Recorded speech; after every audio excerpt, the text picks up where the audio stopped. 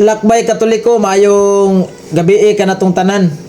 Ako gyung nasabtan pag-ayo ba nga kini daing mga pastor sa lain-laing sekta no, nga dili Katoliko. Pangwarta ra gyud ning ilaha. Kay ngano?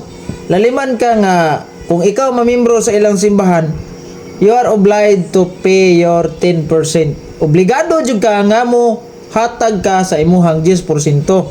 Iuwat ning bersikulo sa Biblia, Malakias kapitulo 3 bersikulo 10 nga mohatag gyud tag ikapulo nya. Di po ka mohatag, hadlokon po ka la, sige, ug di ka mohatag. Nangawat ni kas Ginoo.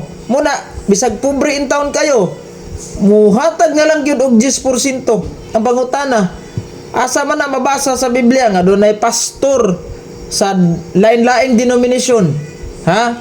Nga gitagaan og authorization nga mangobra og 10%. Kaysa akong pagkahibaos Biblia naa sa Hebrehanon kapitulo 7 bersikulo 5, mga paring Levita man ang gisugo sa balaod pagkobra og ikapulo. Wa gi pastor. Mo nang si pastor ayahay jud kay tanan jud ni magpastor kay paldo gid ay kanunay no.